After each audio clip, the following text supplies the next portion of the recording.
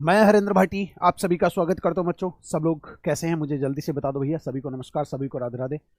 प्यारे बच्चों जल्दी से जल्दी सभी साथी जुड़ेंगे। आप लोगों की कई दिन से लगातार मतलब मेरी हर एक वीडियो पे एक डिमांड आप लोगों की आ रही थी कि सर जो है पंचवर्षीय योजना करा दो, पंचवर्षीय योजना करा दो, पंचवर्षीय योजना करा दो। पता नहीं कहाँ से तुम्हारे दिमाग में एक खतरनाक सा जो है विचार आया हुआ था कि सर पंचवर्षीय योजना के बिना अधूरी हैं सारी चीजें। तो मैंने सोचा ठीक है भैया, जब बच्चों की इतनी डिमांड, हालांकि सवाल तो बनता है, एक तो 100% बनता ही लगभग हर एग्जाम में, ठीक है, लेकिन आपका विशेष लगाव था इस टॉपिक से। पता नहीं वो विशेष लगाव था, मैं चलो करा देते हैं भाई, बच्चों की इतनी डिमांड है तो ठीक है भैया। तो आज हम पंचवर्षीय योजना समाप्त कर रहे हैं, ठीक है। छोटा टॉपिक रखेंगे, मस्त होके पढ़ेंगे, ठीक है भैया। तो जल्दी से सब लोग एक बार जुड़ जाए। सब लोग मस्त है ना बच्चे? सर पीडीएफ अपलोड करा दीजिए। मेरे भाई मेरे मित्र शाम तक करा दूंगा, मेरे भाई शाम तक करा दूंगा, चिंता क्यों कर रहे हैं आप, ठीक है। और इससे पहले भी जो 4 बजे मैंने क्लास कराई थी सारी उन्हें भी पढ़ लेना आप लोग। और सुबह 9 बजे की वन लाइनर क्लास मेरे भाई रामबाण क्लास है वो, सुबह 9 बजे की, समझ रहे हैं?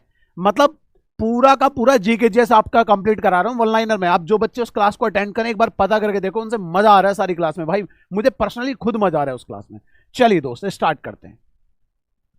सबसे पहले, अरे यार सबसे पहले बच्चे यहां से बात करेंगे जो नियोजन है, जो प्लानिंग है, नियोजन जो होता है, प्लानिंग होता है। सबसे पहले पूछा जाएगा मेरे भाई आपसे कि 7वें शेड्यूल में जो 3 सूचियां हैं, संघ सूची, राज्य सूची और समवर्ती सूची, समझे भैया? संघ सूची, राज्य सूची और समवर्ती सूची, इन तीनों सूचियों में से किस सूची में ये नियोजन या प्लानिंग शब्द आपका यहां पर शामिल है? तो यहां पर बोलेंगे भैया समवर्ती सूची में।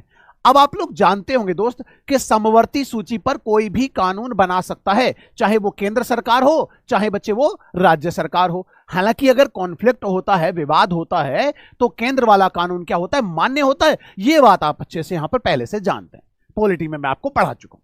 लेकिन अब यहां पर कुछ बेसिक चीजों पे बात करते हैं। सबसे पहले जैसे राष्ट्रीय योजना समिति, इसका गठन कब किया गया था? ये टू द पॉइंट, मतलब एकदम ऐसा समझ लो वन लाइनर के तौर पे बेहतरीन चीजें हैं कि राष्ट्रीय योजना समिति का जो गठन किया गया था 1938 में। तो जो कांग्रेस के उस समय पर अध्यक्ष होते हैं वही इसके अध्यक्ष होते हैं।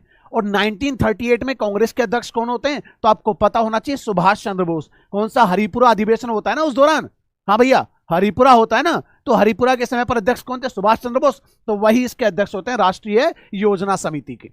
बात करते हैं बॉम्बे प्लान की।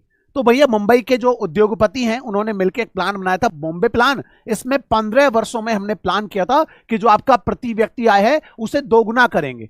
आपसे पूछ सकता है कि बॉम्बे प्लान में जो पर कैपिटा इनकम है उसे कितना करने का प्रयास किया गया था, कितने दोगुना करने का प्लान किया गया था? तो प्रति व्यक्ति आय को दोगुना और राष्ट्रीय आय को 3 गुना करने का यहां पर प्रयास था बच्चे, ये भी याद रखेंगे। इसके बाद ये तो ऑनलाइन में सीधे सीधे पूछे जाते हैं गांधीवादी योजना। गांधीवादी योजना कब आई? 1944 में श्री मननारायण के द्वारा देगी भैया। किसके द्वारा मेरे भाई? श्री मननारायण। आप यहां से याद रखेंगे दोस्त, कौन सा? श्री मननारायण, आप यहां से याद रखेंगे, ठीक है। वहीं पर बात करें मेरे भाई, कौन सा? वहीं पर बात करें आप लोगों को, कौन सा बच्चे? पीपल्स प्लान या जन योजना जिसे कह देते हैं, पीपल्स प्लान या जन योजना, ये किसने दी थी? एम.एन. रॉय ने। और ये जन योजना जो थी, जो पीपल्स प्लान था, ये 10 वर्षीय प्लान था। टोटल 10 वर्ष की प्लानिंग यहां पर की गई थी भैया, 10 वर्षीय प्लान था ये।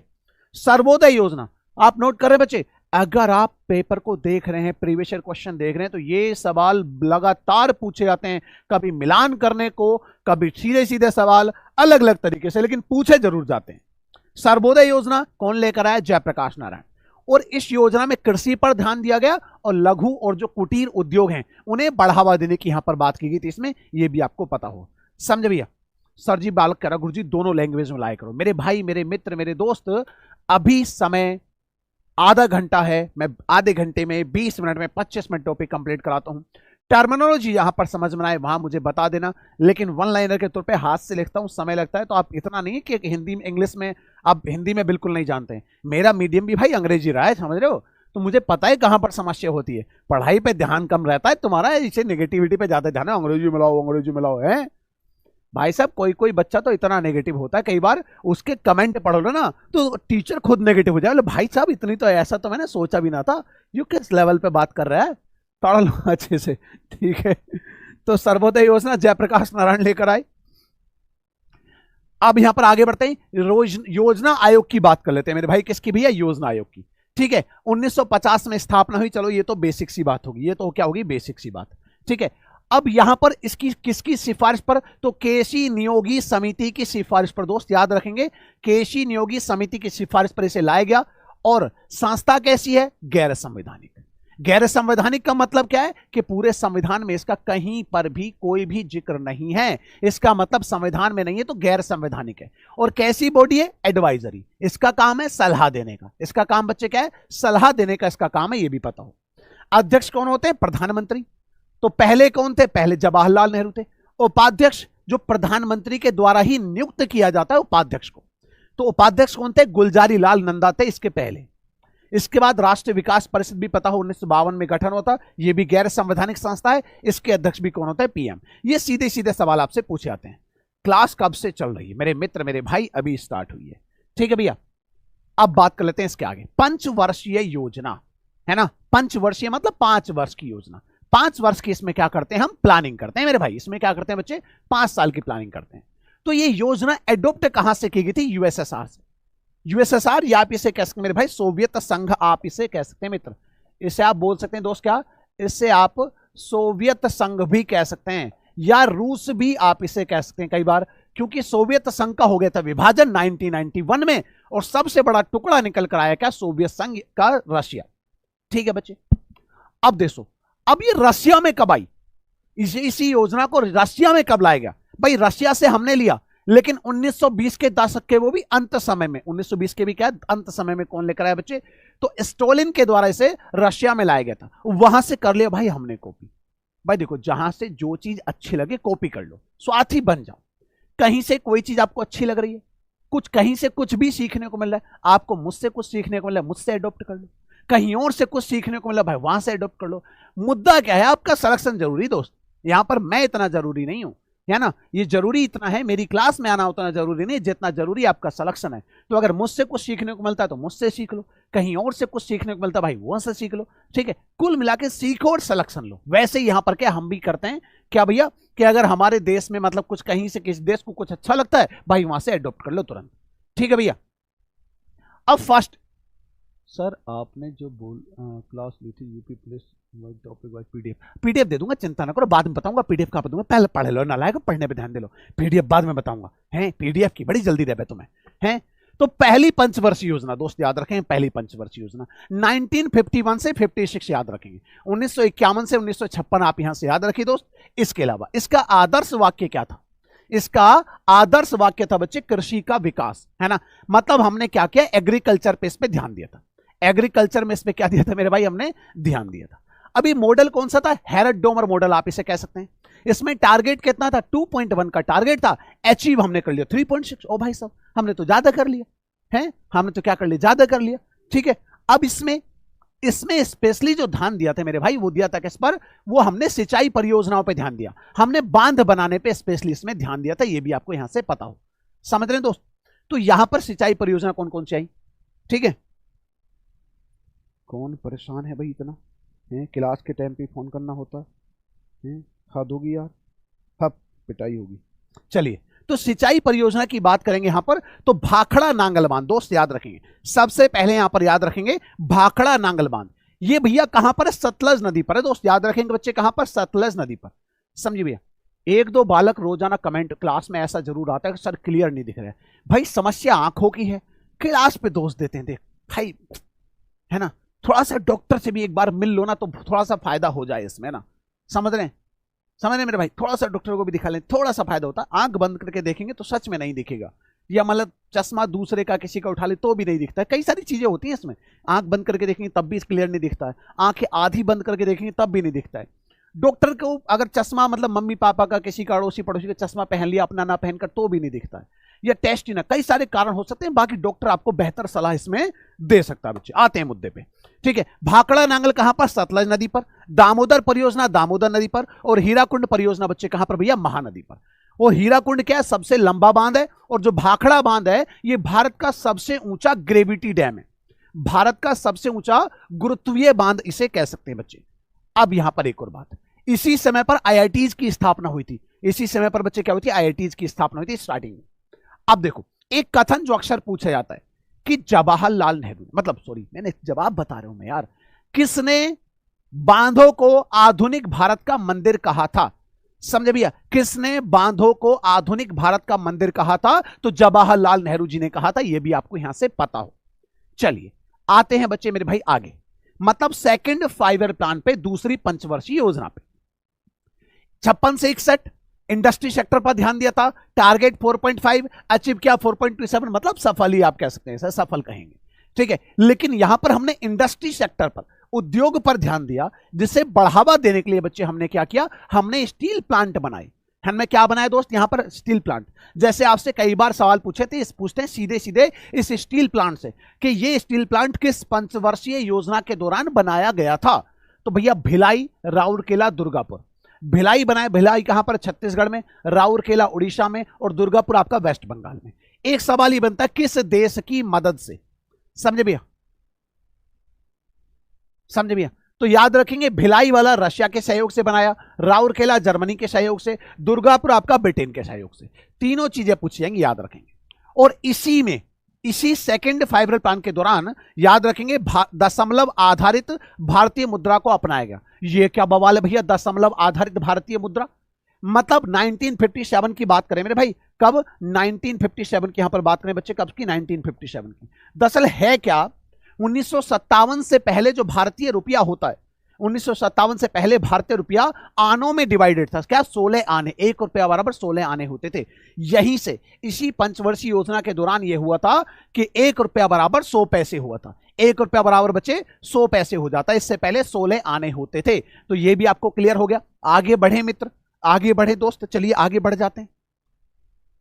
इसके बाद तीसरी पंचवर्षीय योजना, थर्ड 5 ईयर प्लान, इसमें क्या होगा भैया, टारगेट इतना था, अचीव इतना कर लिया, मतलब पूरी तरीके से असफल है, पूरी तरीके से असफल है भैया, कोई चांस ही नहीं सफल होने, कह सकते इसे।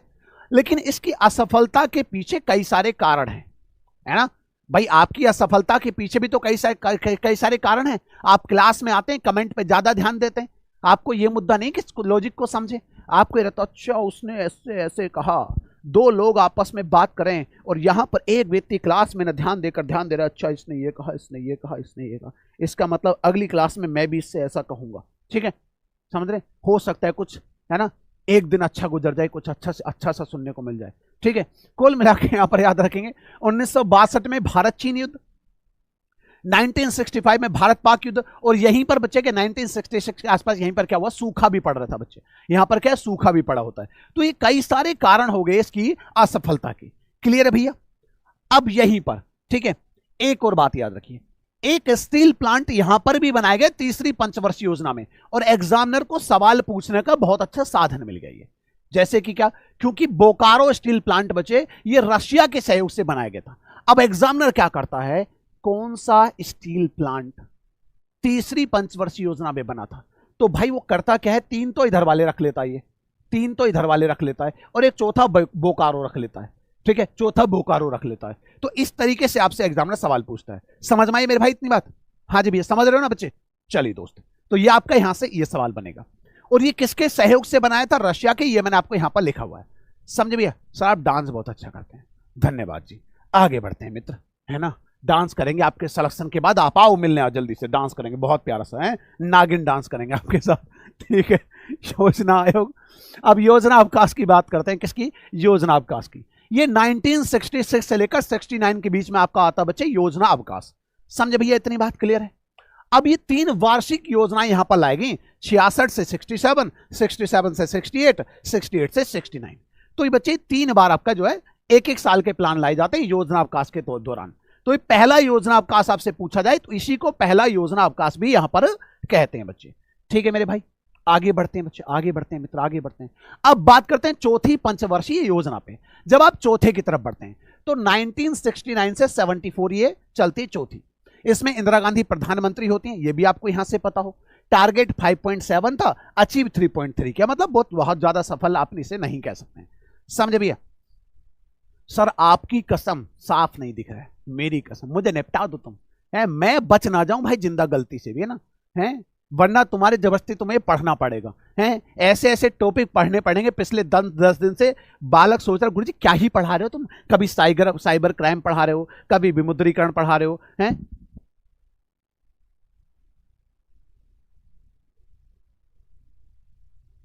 तो तुम्हारे दिमाग में चल रहा है मानवाधिकार पढ़ा दिया, जीएसटी पढ़ा दिया, विमुद्रीकरण पढ़ा दिया है, साइबर क्राइम पढ़ा दिया, पुलिस प्रशासन पढ़ा रहे हो, राजस्व पढ़ा रहे हो, है गुरुजी क्या क्या पढ़ा रहे हो, क्या क्या है काम कर, तुम्हारा ही काम खत्म करते हैं बिना मतलब ऐसे ऐसे टॉपिक पढ़ा रहे हो, पर यूं ना पता सिलेक्शन इनसे होगा अच्छे से।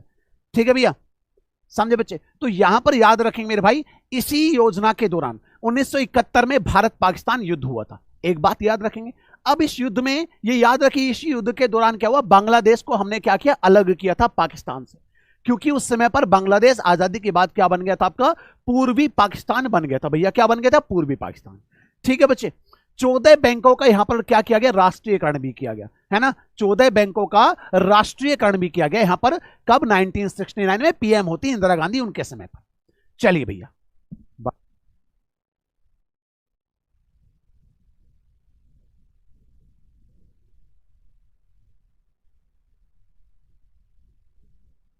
चलिए दोस्त आगे बढ़ते हैं मेरे भाई।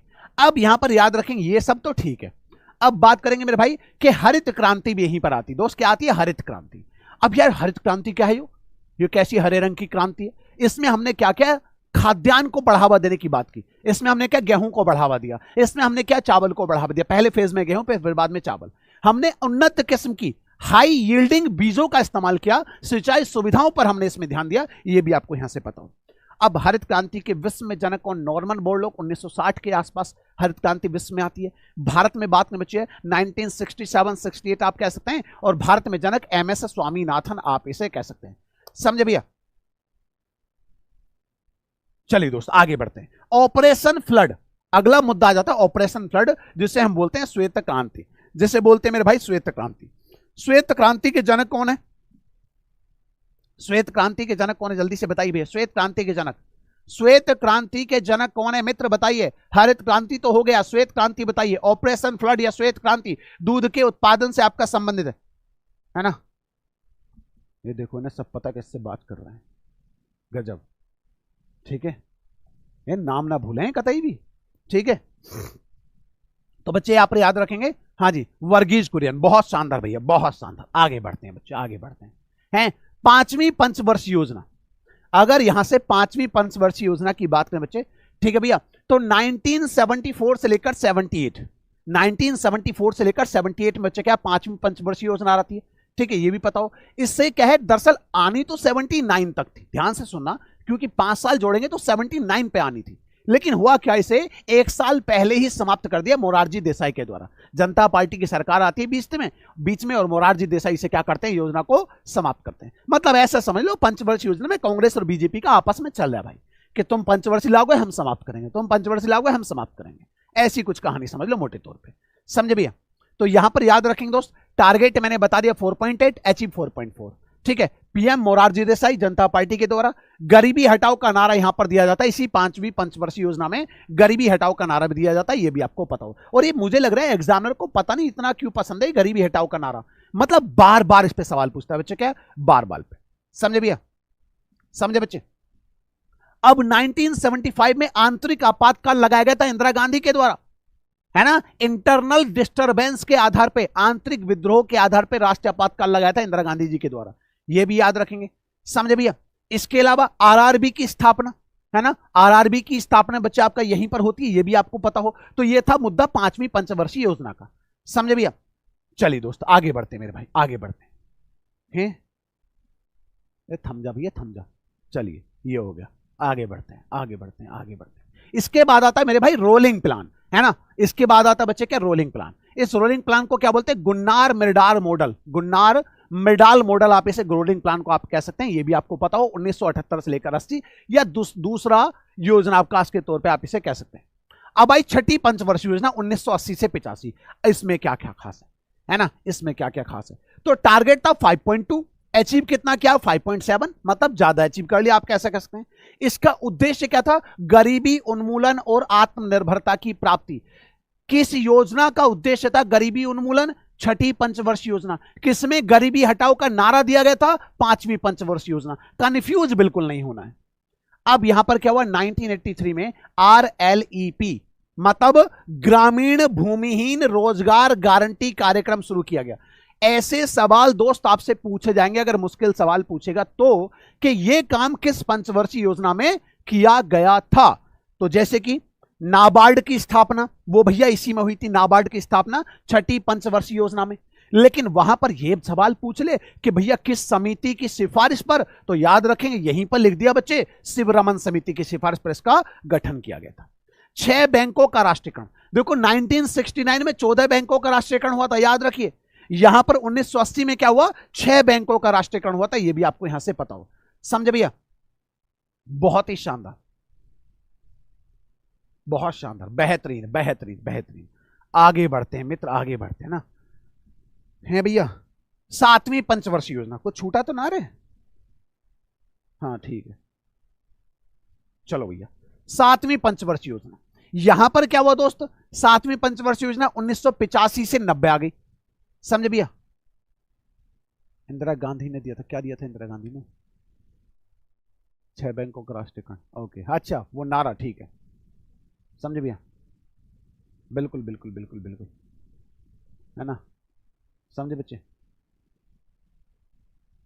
सुशीला राजपूत जी, क्या भैया किसकी बात कर रहे हो बच्चे, किसकी बात कर रहे हो, हैं किसकी बात करो तुम मित्र, हैं है भैया। समझे बच्चे, किसकी बात कर रहे हो रे तुम, हैं। चले भैया आगे बढ़ते हैं दोस्त, आगे बढ़ते हैं, लास्ट में चर्चा करेंगे जो भी आपका कुछ छूटेगा तो, ठीक है। कल वाली पीढ़ी पहुंचा देंगे मेरे भाई, पहुंचा देंगे दोस्त, है ना, सुबह की पीढ़ी पहुंचा देंगे। 7वीं पंचवर्षीय योजना, पीएम राजीव गांधी होते हैं, योजना आयोग के उपाध्यक्ष होते हैं मनमोहन सिंह। ये पॉइंट इंपोर्टेंट था कि इस समय पर योजना आयोग के उपाध्यक्ष कौन होते हैं, मनमोहन सिंह होते हैं। टारगेट था 5, अचीव किया 6.1, सफल कह सकते हैं। इसका उद्देश्य था तीव्र विकास, आत्मनिर्भरता, ठीक है, आत्मनिर्भरता और सामाजिक विकास। इंदिरा आवास योजना इस समय पर आई, सेबी की स्थापना भी बच्चे इसी समय पर होती है मेरे भाई, क्या है, सेबी की स्थापना भी इसी में होती है, ठीक है भैया। ये दोनों बातें आपको पता हो बच्चे, सेबी की स्थापना, समझे बच्चे, ये भी याद रखेंगे। Security exchange board of India. वार्षिक योजना, फिर 1990 से 92 में आपका वार्षिक योजना या तीसरी बार अवकाश आपका यहां पर आता है। इसमें अवकाश क्यों लाया गया, क्योंकि आर्थिक अस्थिरता इस दौरान थी, विदेशी मुद्रा भंडार हमारा क्या हो गया था, समाप्त हो गया था। ऐसे में हमें कुछ सुधारों की जरूरत थी, ठीक है, ऐसे में हमें कुछ सुधारों की जरूरत थी बच्चे, ठीक है भैया। एक बच्चा कुछ कह रहा है दोस्त, है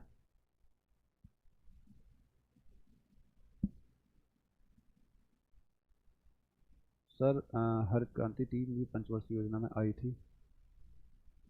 हेरे मेरे भाई, हरित क्रांति देखो यार, हरित क्रांति की आप ऐसे समझ लो, है ना, देखो होता क्या, आप ऐसे समझिए, आप ऐसे समझिए मेरे भाई, ठीक है। आपसे देखो हरित क्रांति कहाँ पर बताया, देखो यहाँ पर याद हो, ठीक है। ये देखो कहाँ पर लिखा हुआ हरित क्रांति, नालायक कौन सी योजना आई है, कौन सी योजना, चौथी पंचवर्षीय योजना, पहले देख लो अच्छे से, है भाई नालायक, देख लो पहले से अच्छे से, कहाँ पर है, कौन सी पंचवर्षीय योजना है, पढ़ना है नहीं कुछ भी, है ना, पढ़ लो अच्छे से, पढ़ लो, हैं पढ़ लो अच्छे से मेरे भाई। समझे भैया, समझे बच्चे, समझे बच्चे। तो 67 68 आप यहां से कह सकते हैं, 67 68 आप यहां से कह सकते हैं, ठीक है। चलिए भाई आगे बढ़ते हैं दोस्त, आगे बढ़ते हैं, ठीक है। तो अब यहां पर आ जाती है क्या, 5 योजना अवकाश आपका या वार्षिक आपका यहां पर आ जाता है बच्चे, वार्षिक आपका यहां पर आ जाता है। समझे बच्चे, यहां पर क्या है बच्चे, आर्थिक विकास, और ये आप याद रखें, यहां पर आपका आया एलपीजी, यहां पर आया आपका आया बच्चे क्या, एलपीजी। समझे भैया, अब एलपीजी का मतलब क्या है बच्चे, हाँ जी भैया, निजीकरण, उदारीकरण, उदारीकरण, और बच्चे कौन सा भैया, और वैश्वीकरण। दोस्त यहां से याद रखें मेरे भाई, कौन सा, वैश्वीकरण, आप यहां से याद रखें मेरे भाई, कौन सा, वैश्वीकरण। समझ में इतनी बात, हाँ जी भैया, वैश्वीकरण। समझे बच्चे, वैश्वीकरण आप यहां से याद रखेंगे। कुछ बच्चे कह रहे हैं जी छठी में पढ़ाई की थी मेरे भाई, हैं छठी में पढ़ाई की थी भाई मेरे, देखो सोचिए एक बात, है ठीक है भैया। चलिए दोस्त यहां पर आगे बढ़ते हैं दोस्त, पहले अभी अभी अब लास्ट में आपसे चर्चा करूंगा, चिंता क्यों कर रहे हो आप, ठीक है। यहां पर याद रखिए, यहां पर याद रखिए दोस्त, आपका एलपीजी मतलब निजीकरण, उदारीकरण और वैश्वीकरण, आप यहां से याद रखें, निजीकरण, उदारीकरण और वैश्वीकरण। इस समय पर बच्चे मेरे भाई पीएम थे नरसिम्हा राव, वित्त मंत्री थे मनमोहन सिंह, और सिडबी की बच्चे यहां पर क्या हुई थी मेरे भाई, स्थापना। सिडबी की बच्चे यहां पर क्या हुई थी मेरे भाई, स्थापना हुई थी, ये भी आपको यहां से पता हो दोस्त, सिडबी की स्थापना भी आपका यहीं पर होती है, ठीक है। इसके बाद याद रखेंगे मेरे भाई, इसके बाद याद रखेंगे, ठीक है। 8वीं पंचवर्षीय योजना 1992 से लेकर 1997 तक हुई थी, है ना। एक मिनट मेरे भाई, एक मिनट बस,